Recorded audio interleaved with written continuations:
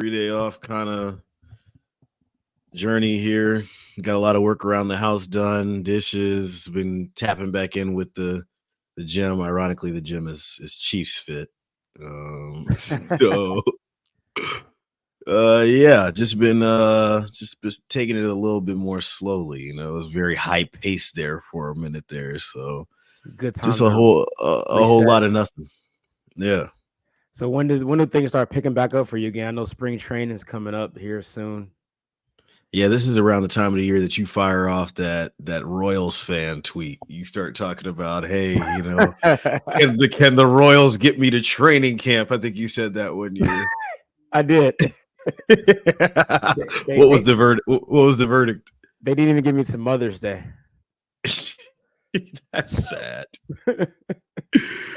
That's sad. I'm about to send out this post really quick.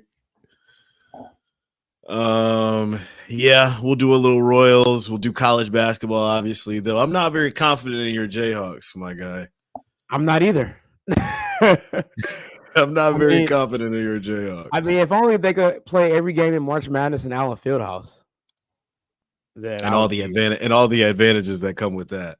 Yeah, when you come to Allen, you're already down 10-0. You know that already.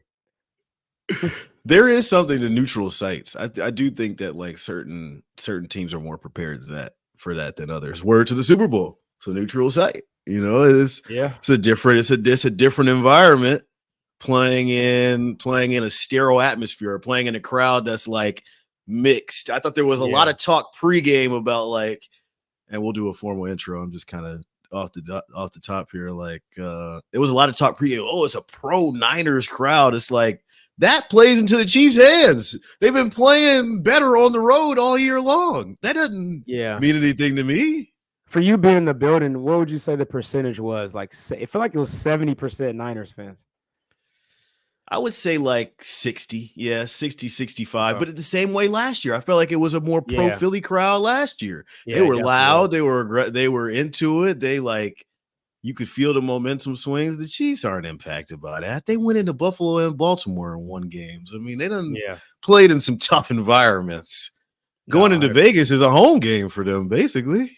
Yeah, they're used to that stadium. They haven't lost there with Mahomes, I believe, yet. So very comfortable confines for them, to say the least. Let's get into it, man. Chiefs Coast to Coast Arrowhead Pride Podcast Network. We missed y'all. We love y'all. It's good to be with y'all. It's been a tough week around the kingdom. We'll, of course, get into Parade Day and everything that was the Chiefs rally and all that a little bit later in the show, but we'll start by recapping Super Bowl 58. The Kansas City Chiefs win it in overtime. The longest Super Bowl game in NFL history is another one for Andy Reid and company. We'll break down the key plays, the unsung heroes, and there's already talk about a three-peat. Mark Gunnels is stirring the pot there, of course, as he always does. As we head into the offseason, the Chiefs have a long list of free agents. We'll look at L'Jarius Sneed. We'll look at Chris Jones. And then we'll go to Vegas on the way out. Or, maybe we'll leave Vegas. We'll give y'all one last Vegas report because Mark Gunnels, man. What Mark, a run. he pulled a What a rabbit out of a run. hat, dog. I mean, you left me for dead. You left me for dead. You got to give me my flowers, man. That was a hell of a run. I kind of, nobody saw this coming, right? Like you didn't just have an MVS. I think I said in the chat one time you were Mark Quez Valdez, but you had a crazy. I think the number, without spoiling it, the number is 14-2 in your last 16 picks. Whew. So Mark made y'all some money, man. If you bet the house with Mark Gunnels, you have a few houses right now. So we'll recap what he finished out with in Super Bowl 58. Can't do without y'all, the fam, the audience, the listeners. We know it's a tough week. Voicemail line 816-514-1267. Tap in with us. Let us know how you're feeling about the title win, Super Bowl win, the week in Vegas, the rally, the parade day, whatever you want to do. If you want to holler at Mark for winning you some money, tap in with us. We love hearing y'all there. Of course, the review side, if you leave a review, I think I have some Super Bowl confetti back with me. So maybe we'll do something with some Super Bowl confetti. I'll ship you out some. That'll be my late birthday gift to Mav. Serta can come get some. Your comments. We'll get to some questions at the end of the show. Let's start with the Chiefs recap. Mahomes avoids, throws. He's a magician. Chiefs recap.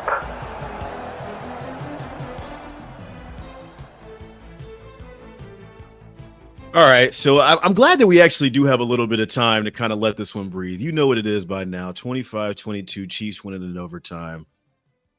I said dynasty cemented because we had this whole talk going into it on they need one more, they need the 3, they need the back-to-back, they got it. The key plays, Mark, for you in Super Bowl 58 that helped Kansas City win back-to-back titles were what? Well, I think the one that stands out the most to me, and it's probably a lot of people that changed the momentum of the game, was that muff punt. You could just sense the energy shift after that. I think they scored the very first play after that, if I believe. One play drive after that. Yeah. MVS catches it. It's a one-play drive. Yeah. And then Kansas City's leading. I think it's 13-12 after that, and then they kick the extra point to go 14-12. Yeah, because before that, they couldn't get anything going offensively. I mean, it was tough sledding to say the least. So to have 13-10, that, my bad. 13-10. yeah. So to have that great of a field position and something that just demoralized the Niners, you could tell, because now you're giving Pat Mahomes the ball like at the 10-yard line or whatever it was, first down right there. And if you're the Niners at that point, you just want to play ball control because you're believing your defense. I mean, they haven't had a sustained full drive on you all game up until this point. So to give them that short of a field and to have the Chiefs take the lead for the first time, I think was definitely the major turning point that stood out to me. A lot of key plays. I wrote down just a few. Let us know what your key plays are in the chat. The McCaffrey first drive fumble. I know we get lost in a lot of things when a game goes into overtime. There's only so many seconds left on the clock, but that was points. And that was a drive that kind of started the game script a certain way for San Francisco. If they get 3 or 7 there, you're playing catch up. You're playing behind the 8 ball. Maybe Mahomes and the offense don't have as much time to figure things out offensively. And it's one of those plays for Leo Chanel that was part of a really big day for him. Fast forwarding to the fourth quarter, the 2-minute warning, the McDuffie blitz and the call by Steve Spagnuolo to blitz the corner on that play in that situation with the Super Bowl on the line, because you're understanding there, if they get the first down, they can basically bleed the clock out, kick the field goal, and the Super Bowl is over. I think they kind of showed that. There's been a lot of film breakdowns in the aftermath. I think they kind of showed him fake blitz, step back into coverage, and then that time he comes, Purdy just sees the flash of red and gets rid of it. That, in hindsight, is one of those plays where it's like the game and the balance of the Super Bowl is hanging. But for me, Mark, the biggest plays for the Chiefs in this game had to deal with Patrick Mahomes and his legs, the scramble ability by him. We don't talk enough about his running ability. Obviously, he's not a Lamar Jackson type of runner. He's not even a Josh Allen type of runner. You don't get it. But one of the things that kind of stood out to me in this aftermath was how effective his runs are. I think we're looking at one now. If you're rocking with us on the visual audience, this is overtime, 3rd and 1, goes for 19 yards. Think back to the 4th down on that drive as well. The things that they were doing to Joey Bosa, putting him in the blender as far as the decision maker, seeing red. He's chasing Clyde Edwards-Helaire down the field, and Mahomes is 8 yards up. They showed things they hadn't done before. They're so afraid to run Mahomes on 4th and short, and then all of a sudden, in the biggest game of the year, he makes the biggest plays with his legs. Yeah, that 4th and 1. I mean, there was no doubt in my mind, right? The season on the line, the Super Bowl on the line, it's going to be in Mahomes' hands one way or another.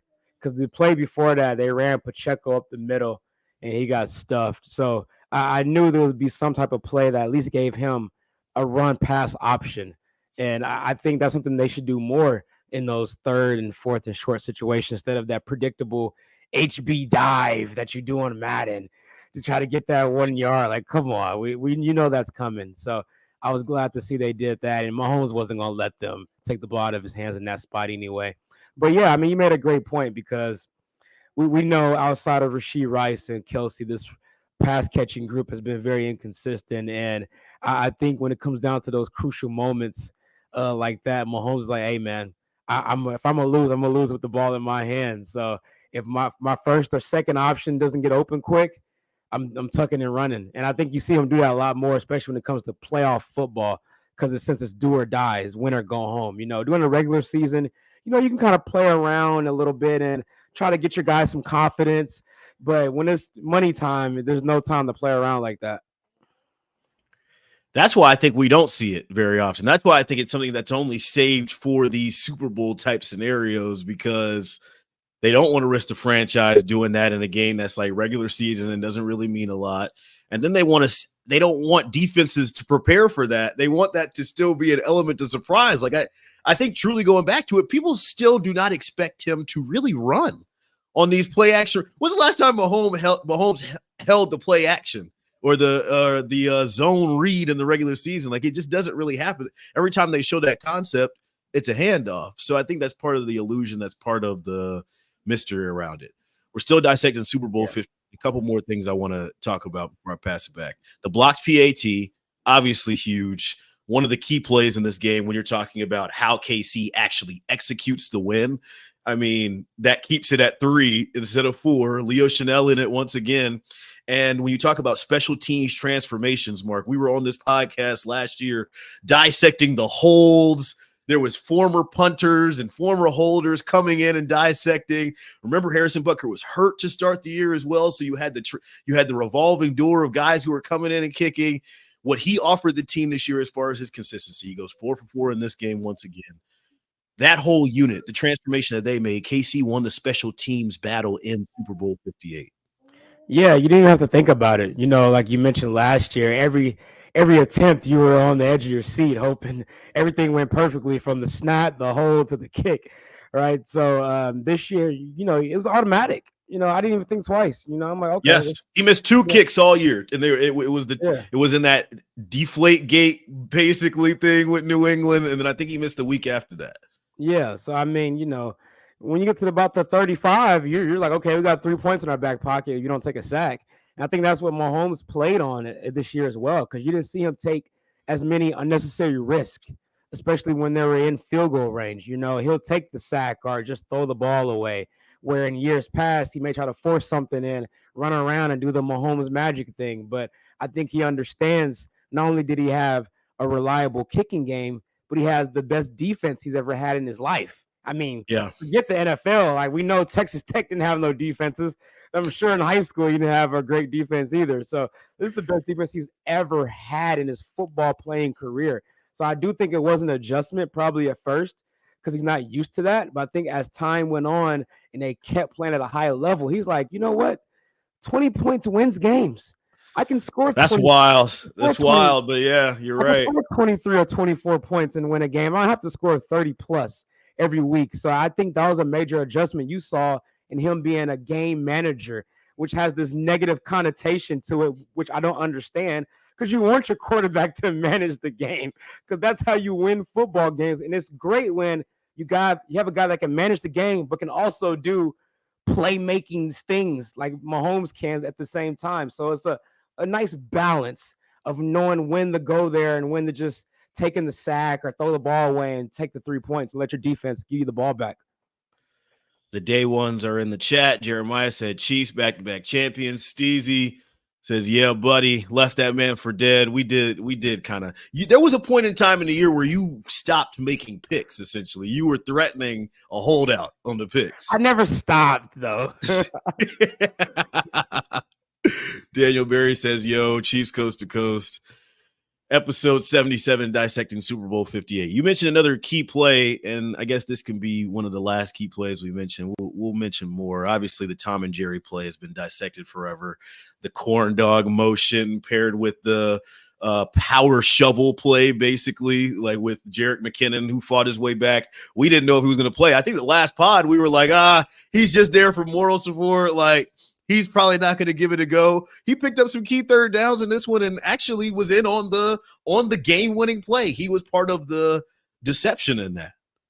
Yeah, I was really surprised to see him play that much, to say the least. I mean, and not only that, he was on there on a lot of pass blocking downs. We know how good of a pass blocker he is at the running back position. So, yeah, you would think he didn't miss any time. I mean, he came out there and looked like the Jerick McKinnon that you're used to. But I think also at his age, having that time off and extra rest definitely probably played a big part in that. And then also, you playing against his former team, the Niners who kind of gave up on him. He had a lot of injury history there, so a little extra added motivation there if you need any when you're playing in the Super Bowl, right? But I do think that was pretty cool to see him out there and get those snaps, and like you said, very significant.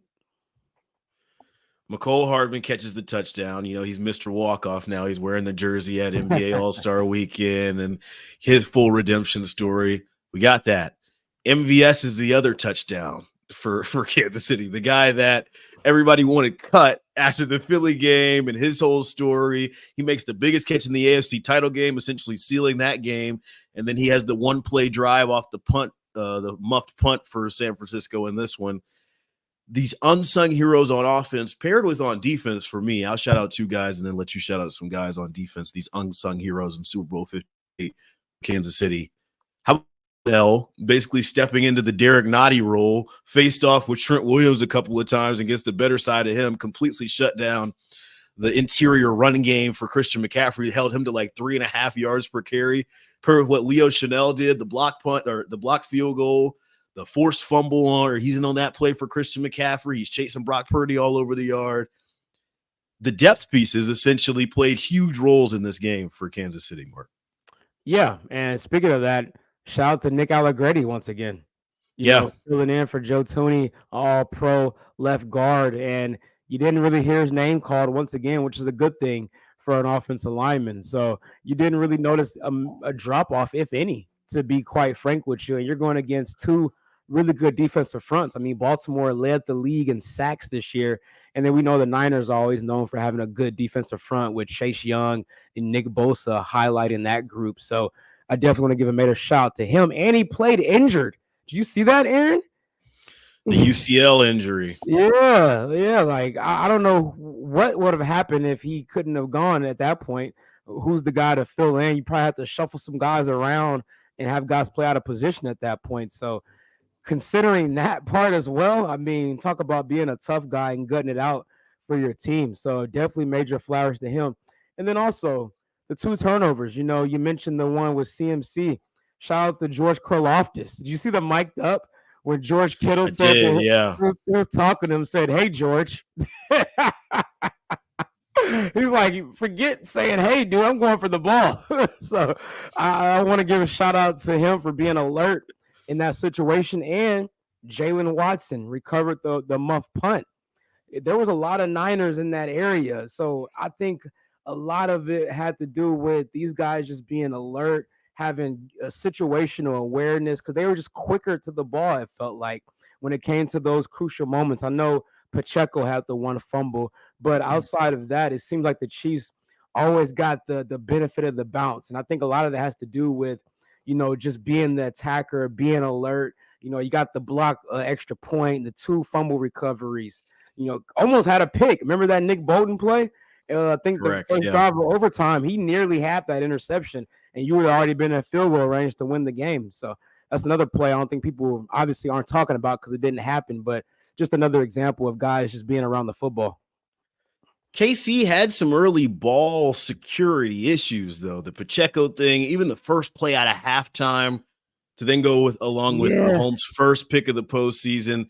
This is the one stat that stands out to me about just how improbable this run was for them, Mark. Like, there was a point in time where, going back to the AFC Championship game, obviously they were shut out in the final 2 quarters of that game. And then going in, nobody scores in the first quarter of this game. Going into the second quarter, Mahomes and the offense go 17 straight drives without a touchdown. That's not without points. Obviously, they got points. 17 straight drives without a touchdown. You're going at Buffalo, at Baltimore, and now you're playing San Francisco, the number 1 seed in the NFC. Like, you think that eventually that catches up to you. You think that no matter how dynamic your defense is and how sticky your quarterbacks are, and how, like, elusive your quarterback is and how many things, like, Mahomes pulls magic rabbit out of a hat. But 17 straight drives out of a touchdown against that row, I know it wasn't exactly in that, but, like, it just that's nuts that they were able to pull that off to me. And I think when we look back obviously dynasty now, but I think they might get a couple more. I think we look back, we might say, wow, that was quite possibly. I mean, I compare it to like a group of death in FIFA when you're making the World Cup draw. We're going to have a World Cup draw here in 2026. All the groups come out, and then you look at the one group and you're like, oh my goodness, Buffalo, Baltimore, Kansas City, San Francisco. Oh, no, wait. We don't want to get in that group. That group was lethal. They came out of that group, and during that, they went 17 drives out of touchdown, Mark. That's unreal. Or it's like March Madness when you have that one region and you're like, look at that region. Like Kentucky's an 8 seed. That's a scary 8 seed right there. Yeah. So, yeah, I definitely get that analogy. But it's just a testament to the defense, man. I mean, they just kept them in games where you felt like if a team just had a good drive, right, you can kind of put them away. That teams had so many chances to go up 2 scores against the Chiefs throughout this playoff run, but the defense just would not allow it to happen. But I will say this about the offense. Even though they didn't score touchdowns on those drives that you mentioned, they weren't turning the ball over, though. That's one thing I will say. Super Bowl they were. That was the one thing where it was like, they had 2 turnovers, and San Francisco had chances. That's another. They didn't capitalize.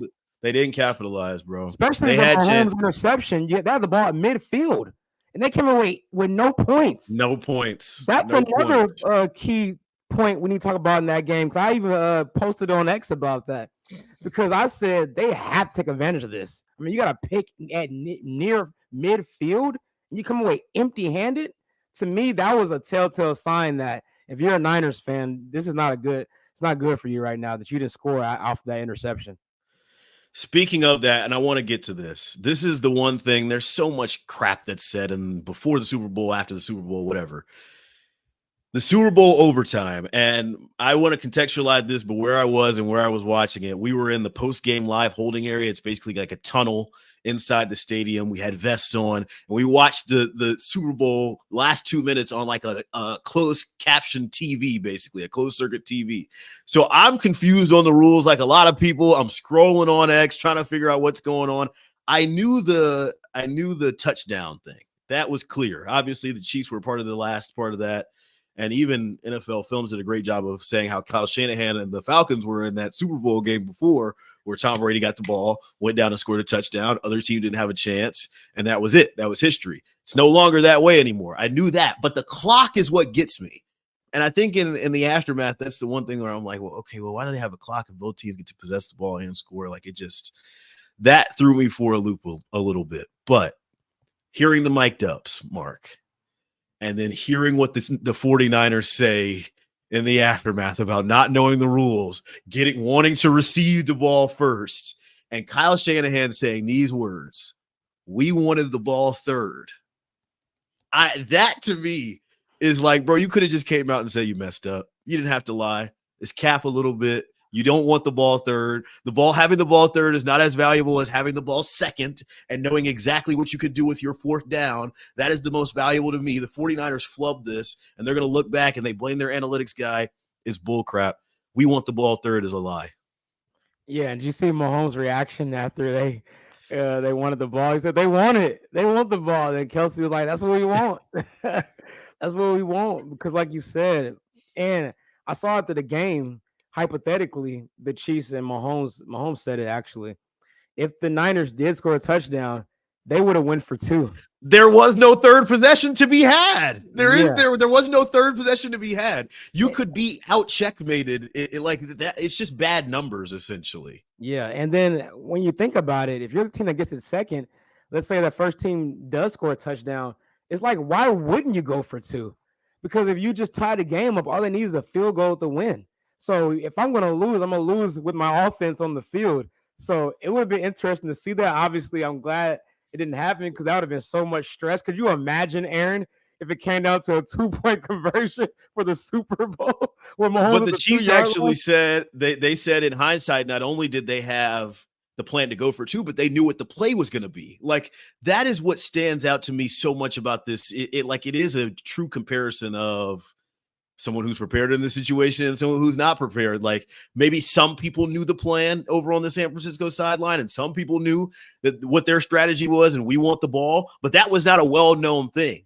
Meanwhile, in Kansas City, not only did they know the rules, but they knew exactly how they were going to execute those rules and play the end game out to where they had final control and the ball was in Mahomes' hands last, which I think even one of the refs was saying, why would you give him the ability to end the game? Like we want the ball third is one of the it's like you're trying to justify something that does not make sense.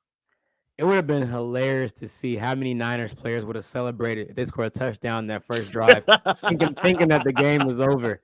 That would have been so hilarious. They're running off the field. They're like, oh. Yeah. It is But funny to yeah, me that man. McCole didn't know that the game was over. Oh, yeah. That is yeah. Mahomes had to let him know, like, bro, we're world champs. We game's over. Mr. Walkoff. Oh man, what a storybook ending, right? Yeah, and right after, speaking of the NFL films, the talk of the three-peat starts right away. Mahomes says, I want 3. No one's ever done that before. Chris Jones is saying, back-to-back, or I think maybe it was Kelsey who said back-to-back is rare air, but that 3, that to be able to have done it 3 times in a row. And Andy Reid was asked about it at the day after MVP ceremony and kind of was like, yeah, we don't really do that. He gave his classic Andy Reid response, but I think they have to know that, whatever, dynasty, that conversation is pushed aside now. Now you have the opportunity to do something that, and I was watching PFF, they've kind of flashed up all the 2-time winners trying to go for it. It's been a while since somebody even went to the bowl 3 times in a row. Like you're in conversations now where it's like you're becoming era owners, era definers. You are game shifters and game changers. And I thought it was cool to hear them having those conversations, 10 minutes after the horn went to 000s. Yeah, I mean, and Mahomes is never satisfied. He said the same thing after last year. Hey, we ain't done yet. And he said the same thing after this one. I think it's just something that always keeps these guys motivated because now, like you said, you have a chance to do something that's never been done before in this league. And we've seen it several times in the NBA with teams three-peating, like the Lakers with Kobe and Shaq, the Bulls with the Jordan in the 90s. Like this happened multiple times in the NBA, but the NFL is the ultimate, parity, right? We always talk about that, how everybody has a chance, the salary cap and, like in basketball, if you get like 3 great players, you can kind of control a lot of things. In football, it truly is a team sport because Mahomes can't play defense, right? So it's a lot harder when it comes to football. So the fact that they're in this position, especially in a year like this, I mean, this was the worst regular season in the Mahomes era, and they still won the Super Bowl. They lost 6 games. So I think they have a lot of confidence now. And how can we as analysts and people that are breaking down these games, how can we even fake panic next year if they have a 2-game losing streak after what we saw this year and they still overcame it and won the Super Bowl? It's going to be hard to speak negatively about them next year, even if they have a couple of rough patches. Chiefs Coast to Coast Arrowhead Pride Podcast Network, episode 77, looking at some of the fun bits from NFL Mic'd Up after Super Bowl 58. We talked about the three-peat talk kind of starting immediately in the aftermath for the Kansas City Chiefs. St. Louis Shock on YouTube says, what's up, boys? Brother Rick's got a question for us. We'll answer a little bit later in the show, but still talking about the NFL Mic'd Up. I thought it was cool to see the Pat Vick comment for Chris Jones, and they start mocking his little hand signals. Like these guys are close. They've been through a lot. I think about their game in Germany and them going through that whole journey to Germany and how it built their foundation and the adversity. I think that's obviously core to what this team was this year, how they'll be remembered, how this year will be remembered, and kind of having to overcome little things throughout the way. Heck, they had to come back from 10 points down in the Super Bowl. And Chris Jones had some really emotional moments. I know he was emotional with George Karlaftis pregame as well. On the Niners side, I don't think we could ignore the impact of the Dre Greenlaw injury, Mark. Like Fred Warner was visibly shaken up, and then you can see how it impacts the game because essentially, Fred has to tail Kelsey from then on out, and it changes some of the dynamics over the middle of the field. I don't think it's any coincidence that KC started moving the ball more effectively on offense, and you could see that the Niners were kind of impacted by that. The Mic'd Up gave us a really good look at that. Yeah, Fred Warner was devastated, man. You could tell that that's his boy, that's his running mate, obviously, at the linebacker position. And yeah, I mean, the Chiefs started attacking that, especially in the second half, that weak spot. Because the first half, Kelsey only had one catch for 1 yard in the first half, and then he ended up there was that whole we haven't mentioned that. It's crazy. We went 30 minutes. We went 30 minutes without talking about it. Do you want to? I didn't even put that on the rundown. That's my bad. No, you're good. We ended up with 90 yards. That one play with the end of the fourth quarter, he looked pretty spry. I thought he was maybe getting the end zone there for a second. They said he reached about 18 miles per hour. It's probably the fastest he's looked all year. So, yeah, I think you would be naive to think that Kelsey was going to get just shut down the entire game. Because, I mean, one catch for 1 yard in one half is ridiculous for Travis Kelce, even at this. Well, hold on. While you're there, there was an incident that caught a lot of steam and a lot of flack, and it's crazy. We kind of both forgot about that. Nah, let's do the. If they would have lost, it would have been a way bigger deal. What's your read on it? You said, what's my read on it? Yeah. So I think some people are blowing it up a little more than it should be. Because I think it's easier for us because we cover the team, so we're closer to the situation, and we know how much Andy Reid means to Travis Kelce. I mean, he says all the time that he owes his career to Andy Reid. Like, he says that consistently. And a funny thing, and I think people forgot. I can't remember what game it was, but it was this year. Remember Andy Reid? It's happened before. Yes, it's happened before. Yeah, I don't think that. Yeah, it's happened before. This was a very volatile sideline for a while. And I think, to me, it was like we hadn't seen it in a while, though. Like, that was the Chiefs when they were struggling, like the Buffalo game and like scenes on the sideline and the Kadarius Toney thing that happened in New England. Like, it had been a while since we saw the leaders of the Kansas City Chiefs be very outwardly negative about what was happening on the field. Like, they had kind of transformed themselves back into this thing where, you heard it in the mic'd up, like, everything's positive. They're going over to Pacheco right away and say, hey, put it away. He's going, hey, that's on me. Like, everything is positive. Hey guys, let's be us.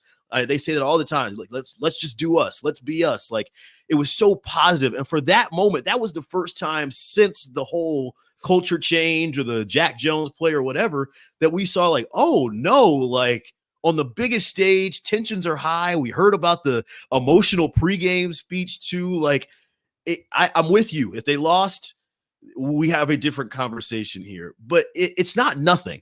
It's not nothing to me. Yeah, I'm not gonna say it's nothing. I think it was the fact that Andy Reid almost got knocked over. He didn't even see him coming. It's kind of got blindsided by it. And he made a joke after the game that Travis took a cheap shot on him. He made it very light and classic Andy Reid fashion. But yeah, I mean, it wasn't a good look. I didn't like it at the time. When I saw it, I was like, come on, Kelsey, you can't be doing that, man. Especially like Andy Reid, because Andy's not one of these rah coaches in your face kind of guy. I know, like I said, I mentioned they did have that little bump earlier, but that's not traditionally who Andy Reid is. Like, you will expect to see that from like a Nick Sirianni coach team or something like that, or maybe even like because he seems like he would invite something like that. Like him and AJ, I mean, like, in a different sport, you see Bill Self do that with players. He'll check players from time to time. Oh yeah, I think maybe college basketball is a different. And I know there was some more like a players. father-son dynamic there when college sports. So maybe there is some truth to Andy coming out post game and saying, "Hey, like, I mean, that's just like how we are." That's kind of, obviously, Kelsey is a lot different from a lot of players on the Chiefs. Like, I don't know a lot of players that could get away with that, but maybe we do kind of give credence to, as part of this championship nucleus, as part of this culture, as part of being the emotional leader and that you're the heartbeat of the team. Sometimes, I mean, he had dust-ups in training camp we were talking about. Yeah. He was looking like the grumpy old man in training camp. Like, it's 100 degrees out here in St. Joe. These young dudes trying to bump me and mug me. Like, bro, I'm trying to go back home and get my ice bath. Like, get out of my face. And, he had a lot of those moments this year where you're used to Kelsey being like the joyful, playful, high energy in a positive way guy. This year, he kind of showed a little more of the grumpy old man this year. But, I think maybe Taylor's kind of easing him up a little bit. He's another guy that said he's coming back for the three-peat right after his Viva Las Vegas rendition. He quelled any retirement rumors or anything like that. He's bought in for the three-peat. So now Kansas City turns their attention to retaining the Lombardi Trophy as the Super Bowl 59 is in New Orleans next year. I saw you already say, hey, I got my New Orleans room ready. You already locked in. I'm booked already. Yep. It's crazy how you never get a credential to actually like work any of the Super Bowl thing, you know, and never want to go to Radio Row or. I did last year in Arizona. It's like, come on, don't play me like that. We were also supposed to link at the Amazon Lounge, and what happened? I was waiting for you. You pulled up like midnight. I waited for you at like. C-Dot was still there. Jody was still there. D-Mac. And I'm like, where's Aaron? C-Dot was still there. Yeah, C-Dot. Yeah. Rare form. Yeah. I did see D-Mac there. D-Mac's in the chat. It was good to see a lot of people. Good to see folks. Vegas overall was his first time hosting the Super Bowl and all that. Really cool. They do it well. Obviously, Vegas hosts a lot of big events. I was out there for the draft, but this one had a different feel. I mean, just obviously NFL world converging, NFL honors happening. The big stage and Vegas has so many hotel rooms. I feel like it was a positive experience overall. Yeah, I don't know how you survived the whole week out there, man. 9 nights. Yeah, 9 nights. Vegas, bro. I can only do like 2 or 3 days, and after that, I'm burnt out. But I mean, obviously, I know you was there for work, so you probably weren't turning up like the usual Vegas trips. But maybe you were. I don't know. That's a nasty toss. But maybe you were. I don't know. I'm not speculating. I don't know for a fact. I'm just speculating. I have no clue. Just stirring the pot. You're just stirring the pot. I just left the open ended for you to take it over, but I'm sure you're gonna dodge that one and go to the next topic. I am. I'm gonna dodge that one. Go to the next topic. It's parade day around Kansas City, and we didn't record last week. We wanted to give a lot of people to breathe and grieve in some cases, and just for Kansas City to just sit for a moment and relax. It was a very tough day. I want to first send my condolences to the victim's family, Lisa Lopez Galvan, and really anybody who was impacted by this. This should not have happened. This was supposed to be a positive day. I don't think anybody expected this to happen. And there's a lot of bigger conversations that need to be had, but overall, the visual for me, and I think I said this on 610 last week, but I'll say it again here, like the visual of Trey Smith and Clyde Edwards-Helaire, like having to console children and like who are going through this, and how to like calm people down and keep people from not being anxious or looking at windows, and from it going for a day to us to celebrate their accomplishment to in a moment people being scared for their lives. It's sad that we have to live this way. Truly, it shouldn't have to be this way. I don't know what your thoughts on it, Mark. We know we talked a little bit last week, but just a sad day overall. And there are bright spots from the parade, but I really can't even think about that. I think that there are bigger things than just a celebration, and my overwhelming feeling from this day is just heartbreak. Yeah, I want to echo your sentiments there. Definitely condolences to everybody that was involved, the family of the victims, and just anybody, even if you weren't a victim, just being there, like even you. I mean, that has to be a traumatic experience. Nobody should have to experience that. I'm thinking about all the kids that were there. Parade is like very kid-friendly event. People got their kids on top of their shoulders, and just for the kids that have to see that, and obviously half of the victims were minors. So that's just very, very heartbreaking, man. Just hate to see it, man. You really do. I was actually, obviously I wasn't there physically, but I was watching it streaming on 41 from my house. Finally, you got the channel right. I did get the channel right. Yeah, thank you. Right. Yeah, you were cross-violating earlier in the day. Yeah, you called me out for that as a good friend should. But like before all the wild craziness happened, I'm seeing you on the street interviewing players, having a good time, and it was a good vibe, man. And you just hate to see that a couple of people ruined it for millions, right?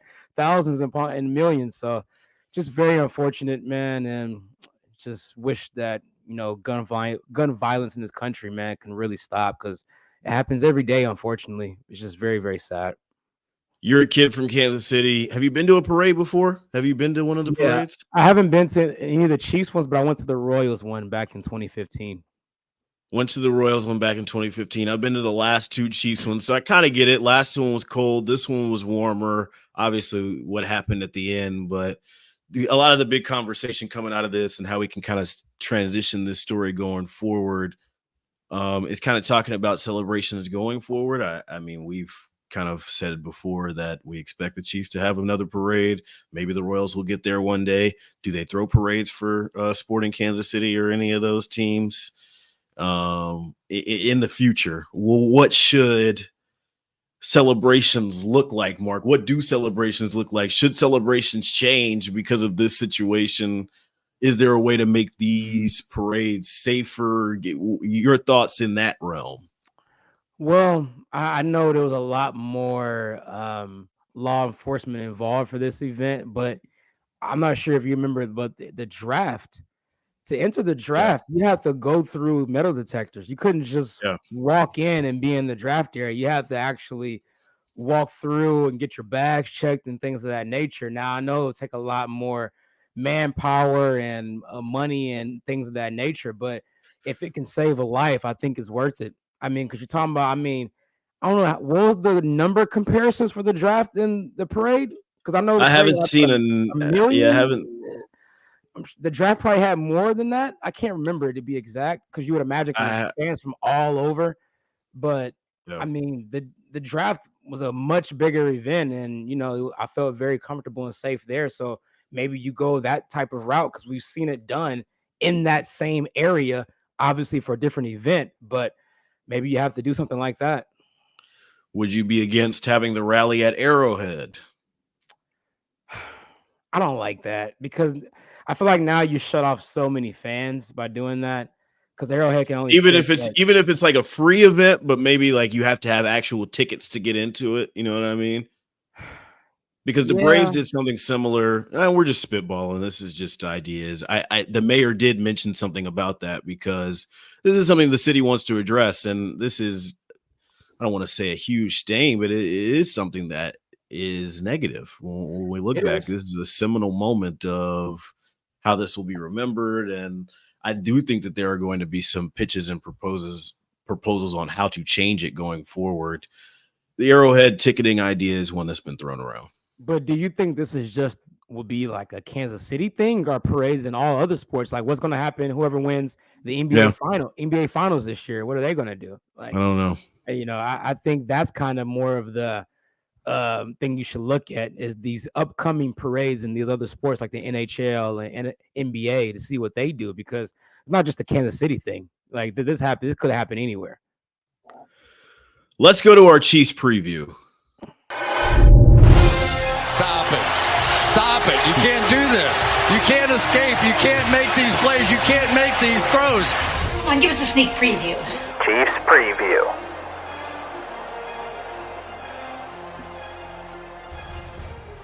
All right. Serta has been all over this, so I'm literally just going to pull up the text and read what pertains to the Chiefs as far as free agency is coming up. So the franchise tag window starts today. It ends March 5th. Free agency period is March 11th through the 13th. Legal tampering period and all that bull.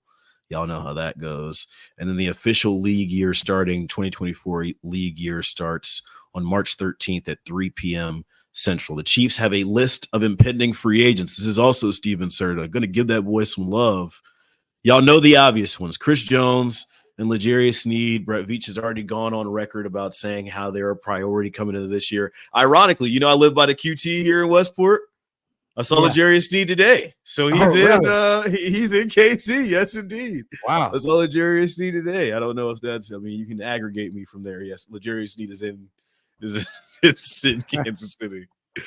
The other guys: Donovan Smith, Willie Gay, Derek Nottie, Jerick McKinnon, Clyde Edwards-Helaire, Mike Edwards, McCole Hardman, Mr. Walkoff, Tommy Townsend, Mike Dana, Nick Allegretti, and Drew Tranquil.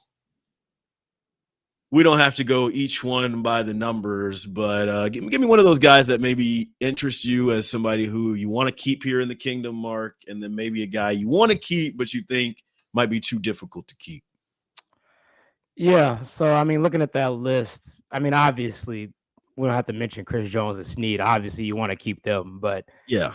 can you keep them both? I don't know. I think you can keep one for sure. Keeping both may be a little tricky. Who's the one Uh, for sure? yeah. Oh, if I had to pick, Yes. Who's the one for? You said you can keep one for sure. Who's the one that you for sure can keep? man, I'm gonna have to say L'Jarius Sneed, just because of the age. He's 3 years younger. I like the idea of having the best cornerback tandem in the league with him and McDuffie. And with Chris Jones, as great as he is, he's 30 years old. How many more dominant years does he have left? I think one for sure, maybe two, maybe. But I think you can lean maybe on your edge guys being more of your dominant part of your line instead of up the middle, like George Karlaftis. We know you're hoping on FAU in year two to be a factor when Charles Omenihu comes back next year. I think you could still have a formidable defensive line. Obviously, it won't be as good without Chris Jones, but I still like the idea of having the best secondary because they can still help the D line. It goes hand in hand. People always want to mention how the D line can help the secondary. Well, it can go the other way as well, too, with sticky coverage. So I have to say Snead it's close though. It's super, super close. But as far as that list, as far as other guys, like your underrated guys, I guess if you could say that I want to keep, it has to be Drew Tranquil. Has to be Drew. I mean, we talked about him this year a lot. I mean, Pivotal role.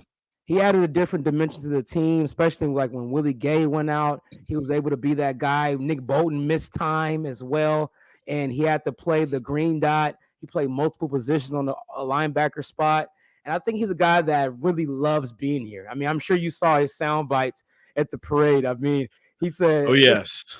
he took a shot at me. He said this is way better than LA. He's like, I feel like that That was was a Mark Gunnels stray. I feel like that was towards me. Like, what you doing out there, man? It's way better in Kansas City. So I think he's a guy that would stay here, like on a kind of a hometown discount. Not to say he's gonna break the bank anyway, but I think he just truly loves being in this winning environment, especially coming from the Chargers where they always came up short. You could tell he really embraced the culture here. He always raved about how everybody's so prepared and the expectations are just so high. So I think he definitely wants to settle in Kansas City. So he's a guy for sure I want to keep. Looking at this list, I'm going to say a couple of things. Well, the first of them might be controversial, Mark. Out of Chris Jones and L'Jarius Sneed, the possibilities that you mentioned, one or both, I think it's most likely that it's neither. Hey, have you not considered that possibility? That with Jones's tag number being in the 30s and realistically somebody's going to shoot him a high ball offer, and Snead being a cornerback where they don't even really sign guys to second contract at that position. They haven't done it since when, 2017 or something like that. Like, there is a world in which they say, hey, we're going to live in this middle ground defensively. We're going to make a lot of the Drew Tranquil signings. I agree. He's a guy that comes back for the cheap. Nick Allegretti, I think, is a guy that comes back for the cheap. Mike Dana maybe comes back for the cheap if you're out of the Chris Jones market. So if that's the case, then you think Willie Gay's coming back then? I don't know if Willie Gay's coming back. And I also think as far as the running back room is concerned, Clyde Edwards-Helaire and Jerick McKinnon are elsewhere as well. I could see them going draft shopping in the running back room. I could see them going free agent shopping potentially in the running back room. I don't know if that's the most. I don't know if a lot of people are thinking that, but as far as how KC likes to do business, Mark, how they've done these deals, hell, the deal that they got Chris Jones back on this year was cheaper than the tag. He would have made more money on the tag and it would have been guaranteed. He wouldn't have had to get all these incentive laden stuff. Like, I do think there's a world where Brett Veach says, this is my number. I'm staying here. And if you want to compete for titles and you want to go three-peat, come here at this number. And I can see him saying that to both guys respectfully. See, I think he bends on one of them. I just don't see a world where you can lose your two best defenders and then sell Mahomes and Kelsey that, hey, we're going for a three-peat.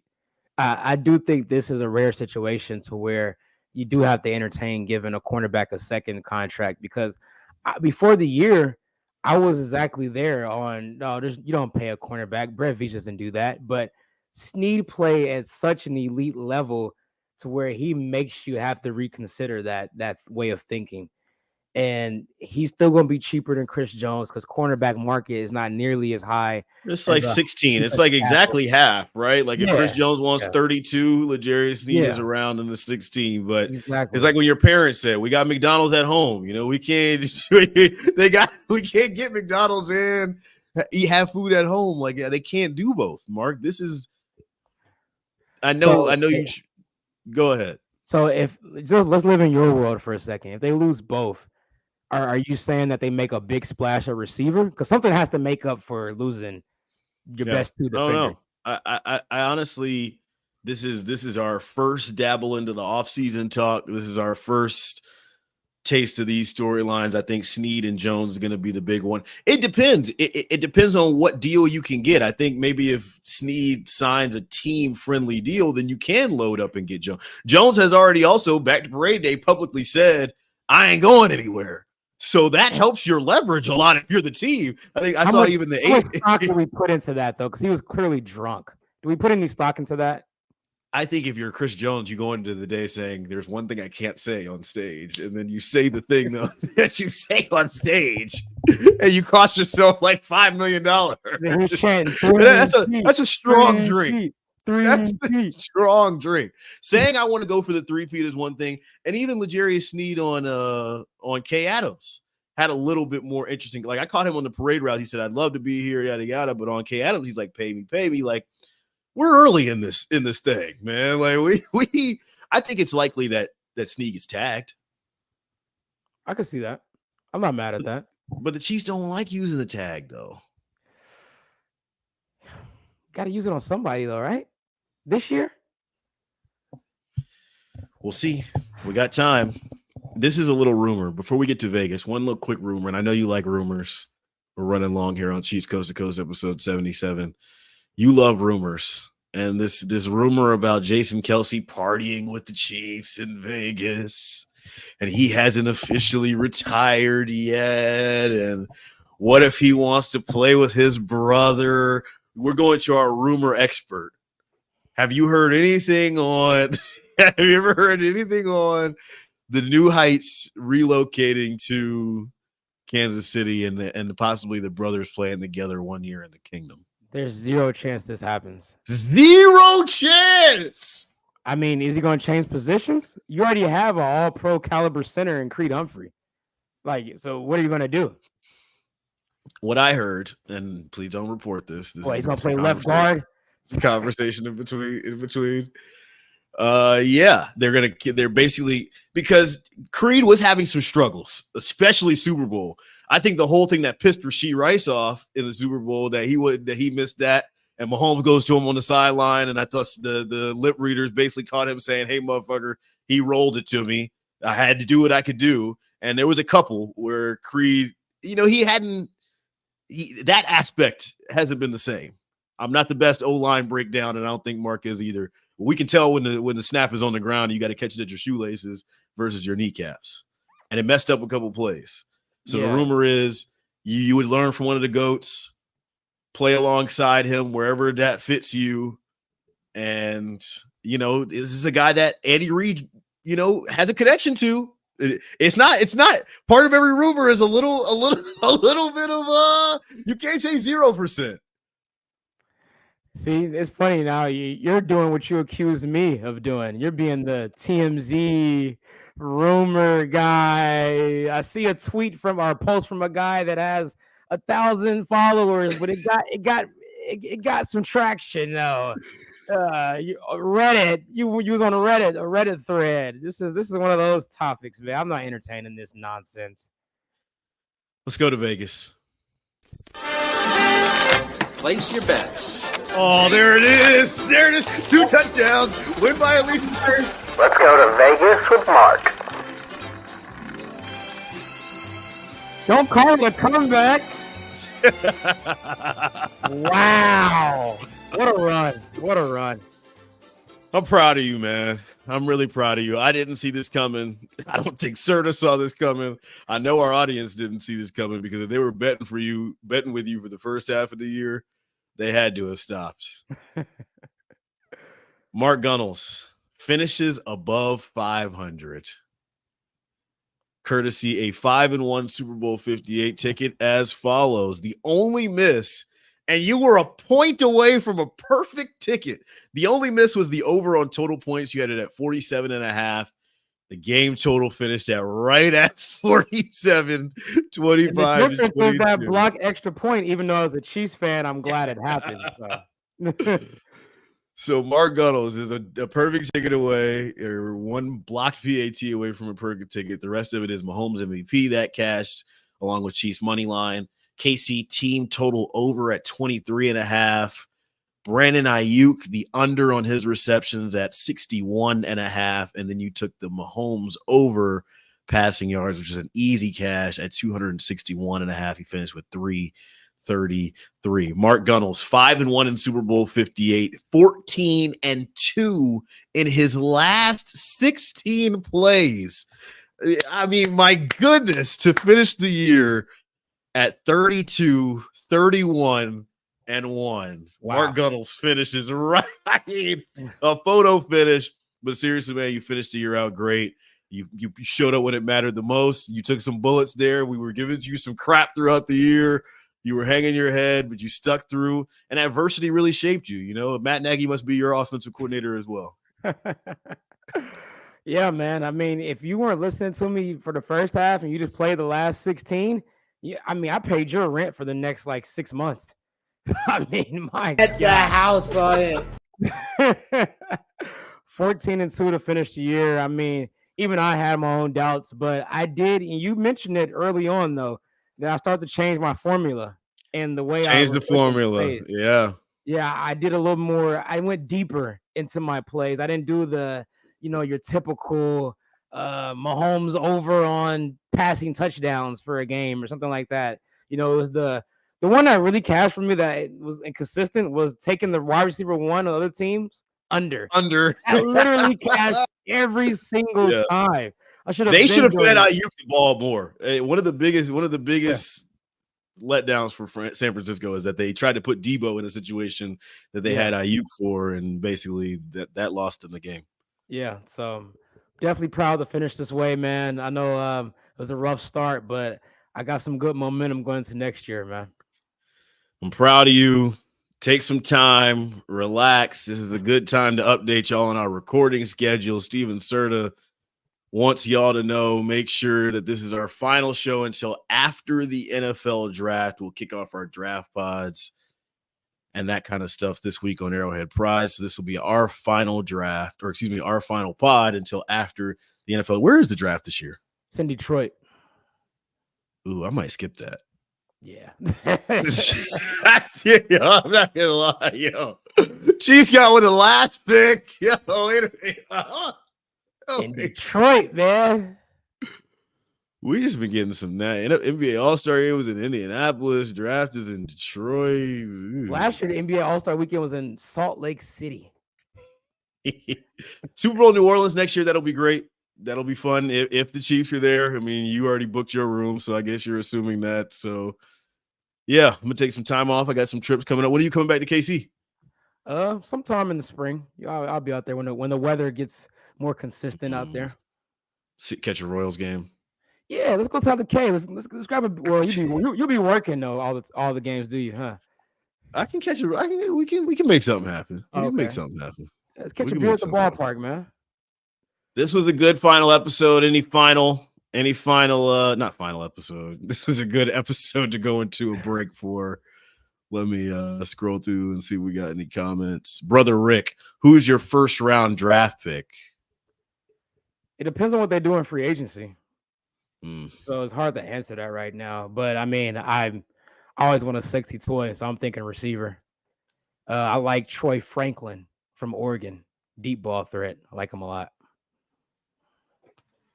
Shout Alex go ahead. Shout out to the Kingdom's Queens in the building. D-Mac, I see him in the chat. Absolutely. Alex says tag Snead if you really want to keep him because somebody else will offer him more money. It's probably true. I mean, you got to think teams are going to take away from the Chiefs, even if they got to overpay. Like, we can make the Chiefs weaker, especially like an AFC team. I mean, like, a team I'm looking about is the Texans. The Texans are in the perfect spot. because they got CJ Stroud on a rookie contract. They have, I think, like the top 3 in cap space. So they're going to be a big spender because they feel like they can cash in with CJ on a rookie deal, load up on talent. And you already made the playoffs, so you're already ahead of schedule. So the Texans are a team I'm looking out for next year. If I'm the Chiefs, though, and we can wrap. If I'm the Chiefs, though, like my argument is, do you want to win or not? I mean, do you want to be figuring it out with a quarterback who's never done it before, or do you want to play with Patrick Mahomes? Like, it's not that hard, and I think a lot of times that gets it done in deals because the proof is in the pudding, essentially. And we'll see. Maybe it works on some guys, it doesn't work on others. There's moves that were happening at this very moment, but we'll see you guys again after the NFL draft. Mark Gunnels, take us away, man. Hey, man, another great season in the books. In it with another Super Bowl championship, man. I'm gonna miss you, buddy. It's gonna be a I miss you, man. I'm gonna have to actually call you outside the show now. Yes, yes. Hit my line when you're in the city. Make sure you're good to touch base. Make sure you're good around here. Yeah, man. I gotta check in when I come, so I'll definitely be hitting you up. Give my $75, Mark. Oh my God! Give me my money. Give me my money. Give me my money. See you after the draft, man. We out. Give me my money.